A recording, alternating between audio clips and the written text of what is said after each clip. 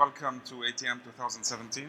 I have the honor and privilege to be the bad luck of being the first speaker. Uh, welcome. This is my second time here.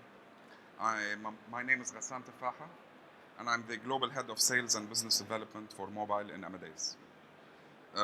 Today, our main topic is mobile, and what does it take to succeed in mobile for you, the travel community. So I will walk you through a couple of slides talking about the trends, what's happening in mobile globally with a little bit of focus on the Middle East region, and then the phased approach of what you need to do as a travel agency if you decide to take that adventure, and then some tips based on our experience in doing mobile apps, okay, showing what needs to be done in a mobile correctly in order for you to achieve the success that you would like to achieve, okay? So without further delay, let's start. So as I said, first we understand the market, and this is very important because you need to understand the market that you're talking to, you're going after. I'll have to come closer to the... So what's happening in the mobile today? You know, 99%, we have 99% of mobile penetration worldwide. And from a technology perspective, that is the highest number of penetration we've seen in any technological device versus, for example, the internet versus the television versus the radio. We've never seen that number so high. Okay. 42% of global travelers are connected via smartphone to book a trip, okay?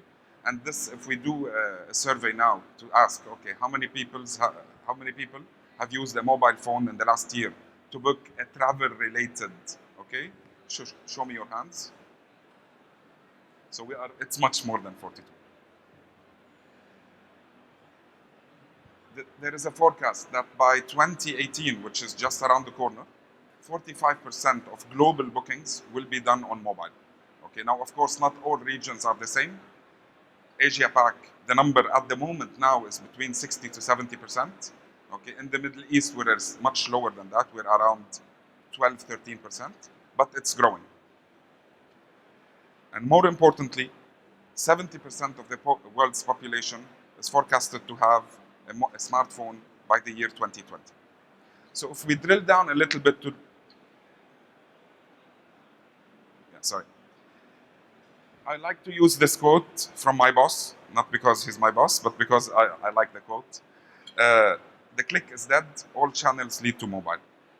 So if we look at the trends that are happening in the Middle East region, and looking only on the difference between what happened last year and what happened this year, okay, we see that number one, the travel searches from mobile devices increased by 83% in 2016.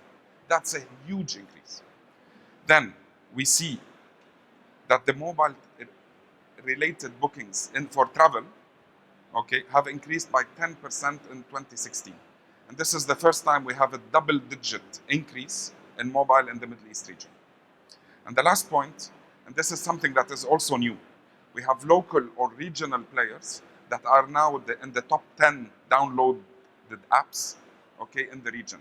I'll give you two examples, okay? The Tajawwal app from a major online travel agency, and the Musafir app, which is only an app.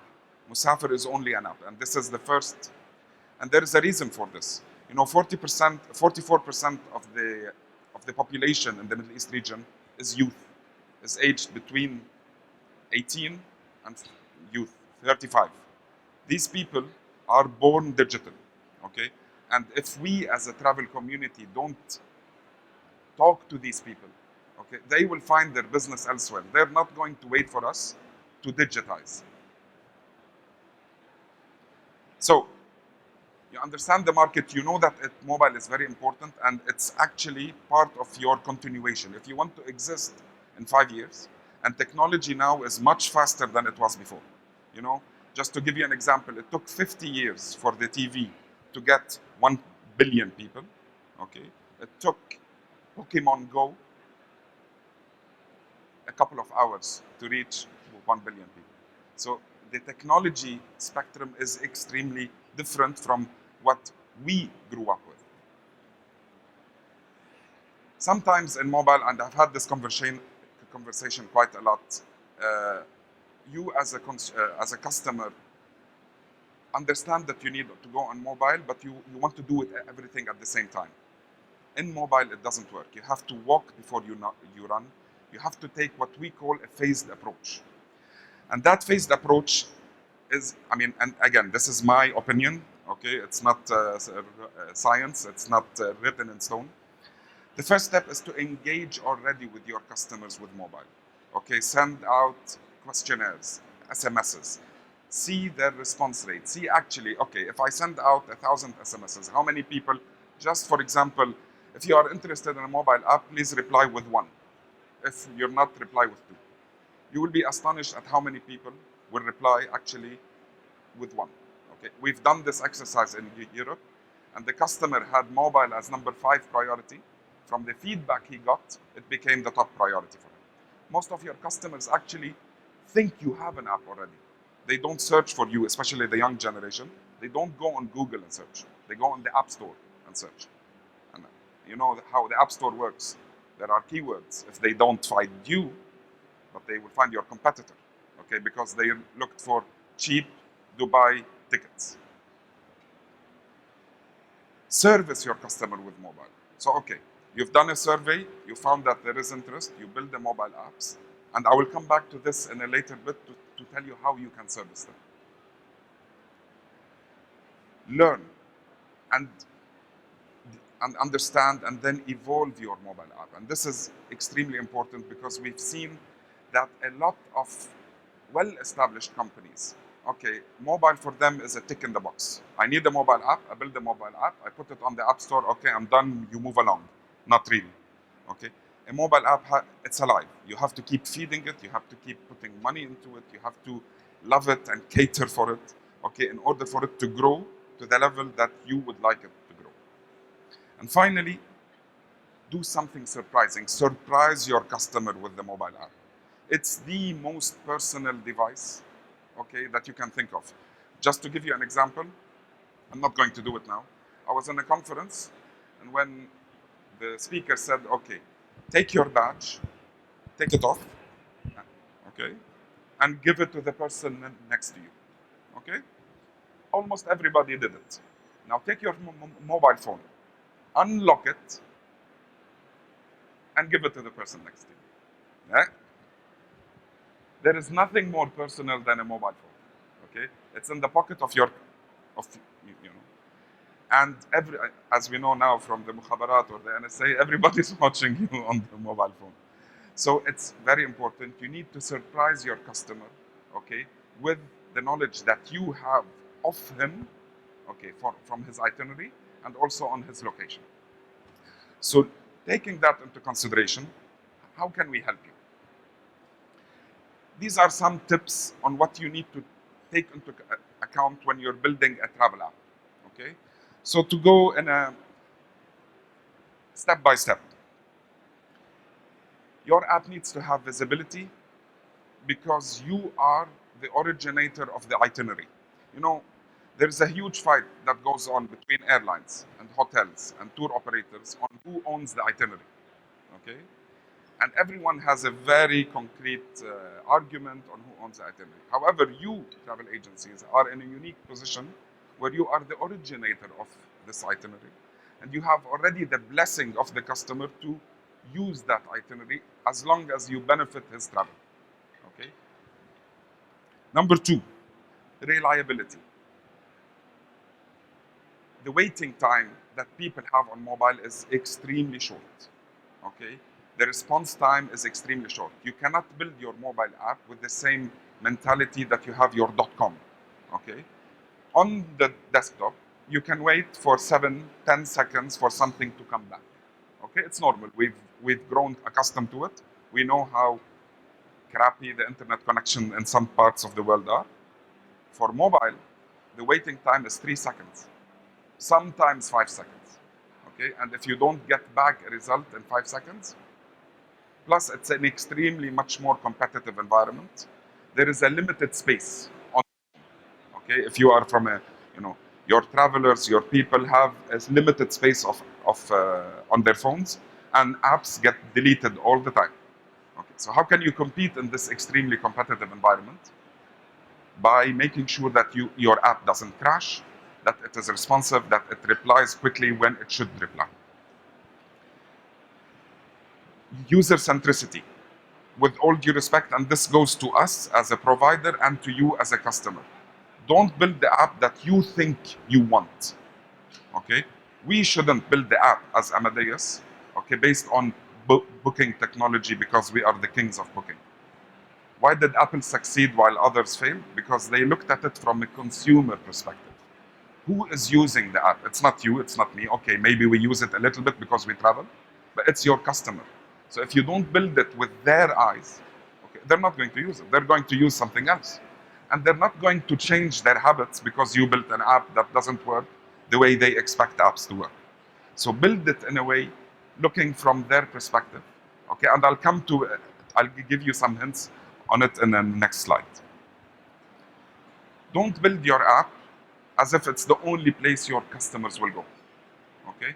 You have to build your app, and it's not only your app, you have to build your presence, your digital presence, in a way that your user can start browsing on the metro or in the taxi, arrive to his office, continue doing whatever he was doing, call you to ask you about a specific question, okay, and have the cycle of this adventure being the same. And finally, responsiveness. Okay, as I said earlier, your app needs to be up to date. It needs to be built on latest technology. The third parties you use have to be themselves on latest technology, because it doesn't work if you're building. It's okay. Let me backtrack a little bit. Unlike the .com, where you can actually build on old technology and do a layer of middleware so that you can, okay, in mobile, it becomes a spaghetti and it becomes too big to handle in just 6 months' time. So these are some inspiration tips on how we have done it with our mobile products. One of them is launching in the MENA region today, so I call you to come to our booth and see it yourself. Following the traveler's journey, okay, you first start by inspiring. Okay, inspire your travelers with seamless, contextualized offers. As I said, it's the most personal device that you have with your travelers. You can know, if they allow you, where they are. You know their usage of their phone, their usage of the product. You have them as a customer, so they know that I'm married, I have 3 girls. Don't give me suggestions for a 2-night quick vacation. No, I want a family. Okay? And you can use that mobile phone and mobile app to inspire your traveler, to guide him to where he needs based on his profile that you have.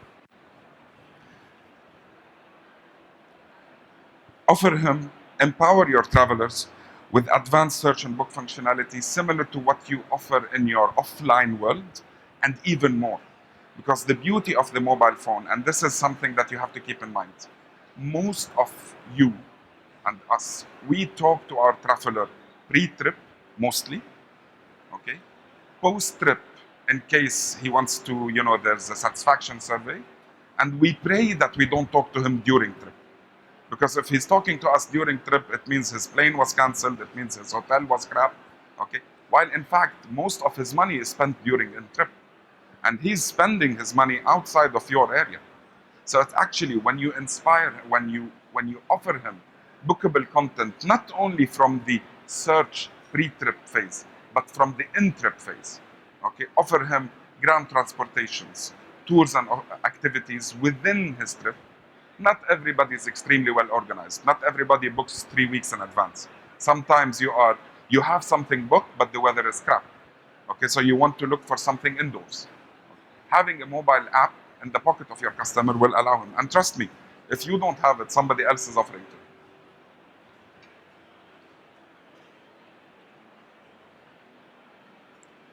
Be prepared for a single view, and this is what I mentioned earlier. When you design your app, remember that your customer is using this app most probably with something else in his other hand. He's either dragging a bag, or a kid, or a drink, or whatever. Okay.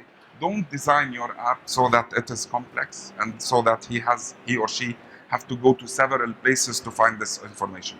It needs to be in your face. It needs to be click, and it needs to be offering something that you make it shorter for the customer to come to you.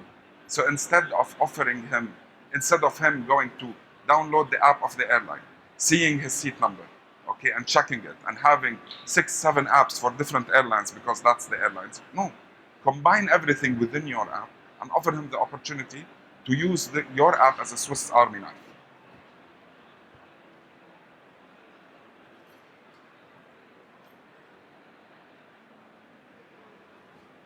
And of course, it's a travel app at the end of the day. You need to offer your customer tools about his trip, either related to any flight notification, cancellation, gate change, baggage carousel, etc., weather, currency exchange, things that will make sense for the traveler. Okay, at the end of the day, keep in mind that if your traveler has 16 gigabytes, 32 gigabytes, 128 gigabytes, if your app can offer him something that he can delete 6 apps because of your app just grew in his mind.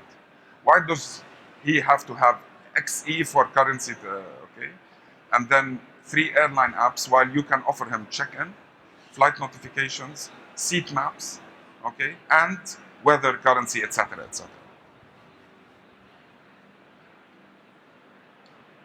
And as I said, your traveler's trip, there are many technologies that will allow you to communicate to your traveler. So your traveler is walking by Best Western, and you have a deal with Best Western. You can push based on his geographical spots your partners to him immediately. Okay, dear Ghassan, you are close to Best Western. If you use this coupon code, okay, you will get 15% at the lounge or at the restaurant or whatever.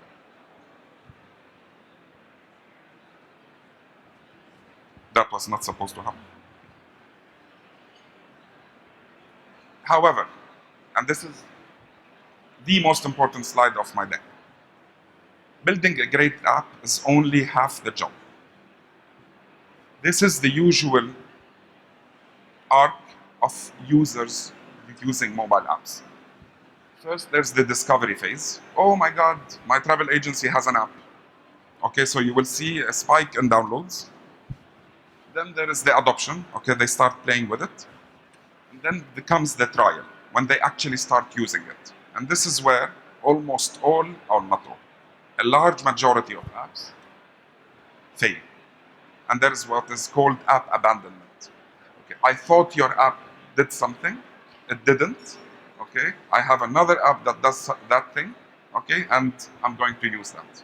And this is where a lot of customers start losing their. On the other hand, if you do it right, you won them over as a long time. Your app becomes untouchable from the apps. So what do you need to take into consideration in order to achieve that? Again, this is based on our experience. App Store presence. From the image, to the logo, to the name you use, to the keywords you put in the App Store. Okay? They have to be specific. You have to make it very easy for the traveler to find you in the biggest malls in the world. iOS, Apple Store, and Google Play Store. Itinerary pushing, you have to make it as automated as possible, and to give the customer, the traveler, several ways for him to push you his itinerary, either automated, sending you an email, manually adding it, etc., etc.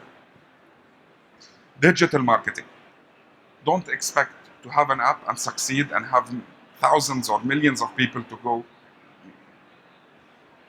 If you read some analytics and studies, you will see that the most successful apps, they have millions of dollars or euros paid in advertising marketing. Of course, you don't have to pay millions, but you have to do something. Okay. You have to advertise your app. You have to breathe it, talk about it. Your shops need to have signs that point that you have an app, and you have to constantly keep doing. It's not a check in the box. You have to maintain a very good traveler support. Okay, either within the app by chat, by etc., or with your call center. Okay, because if your app is your digital assistant, okay, or your digital replacement, okay, and if your customer in the moment of need taps into that app and doesn't find what he wants, it leaves a very, very negative aftertaste, and most probably you will be deleted soon. And finally, constant app update. I'll give you an example because this is something that I also face a lot. In a couple of months, Apple is releasing the iOS 11. And iOS 11 will be the first iOS that is 64 bits from 32 bits. Well, what does that mean? And there was a study released a couple of weeks ago.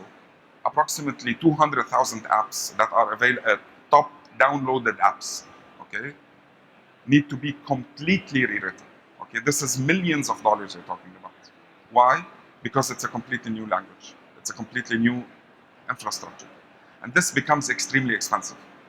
Apps usually have to constantly be updated at least once a year with a major update. With every operating system release, okay, you have to update your app.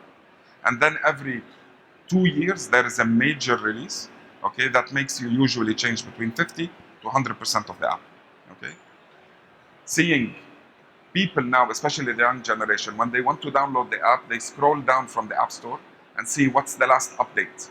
If they see that the last update was 2013, they're not going to come close to you. If they see the last update was last week, they will say, okay, this app is constantly updated, it means it's working. And with this, I'm just on time. As I said earlier, we're launching Amadeus Empower today, so please come to our booth and see a live demo of it.